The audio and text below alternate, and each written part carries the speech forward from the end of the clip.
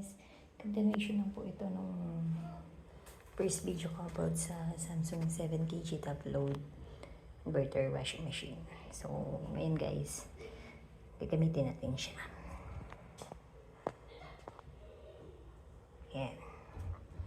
Okay guys, naglagay na ako dito ng sabon, detergent, soap, at saka ng popcorn. Lagay na rin ako dito ng popcorn. Close na natin. Tapos, ito yung power button niya. Ayan. Tapos, press po to para pumili kung normal, quick wash, super clean, delicates, bedding, aqua preserve, kung alin dyan. So, bali pag pinindot mo to, meron siyang mga numbers na lalabas. Halimbawa, gusto mo normal wash, tapos mo sa 1, gusto mo quick wash, pinch 2 quick wash, 3 super clean, 4 delicates, 5 beddings, 6 aqua preserve, 7 rinse spin, and 8 EcoTab clean. So, yung EcoTab clean natin guys, ito yung maglilinis siya ng kusa. Pag madumi na yung washing, may lalabas dito na parang trash can. Yun yung warning na madumi na yung washing machine. So, maglilinis siya ng kusa. Yan po. So, ngayon, maglalaba tayo. Gamitin natin yung normal wash. Isang press lang po. And then, pagka na-press natin, start.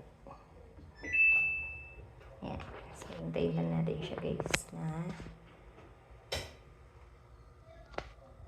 maglaba.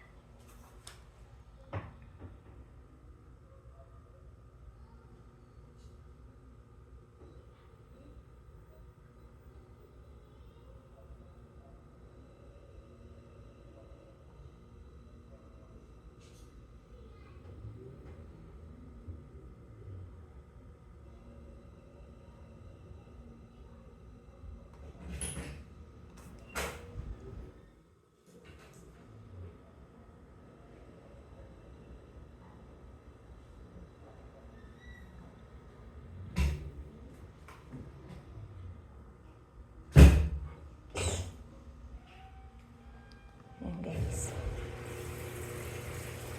Naglalagay na siya ng water. Sinukat niya yung water level. Tapos 49 minutes siya naglalaba. Nandiyan na yung wash. Kasama na dyan. Yung banlaw, rinse.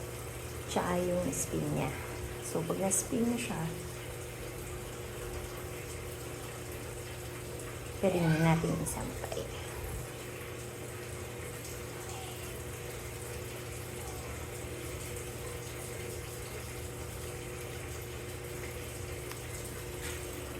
Ayan. Lalagyan na siya ng tubig.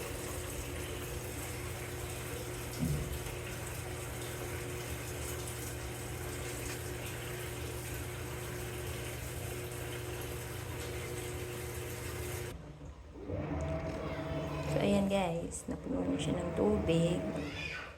Maglalaban na siya. Ayan.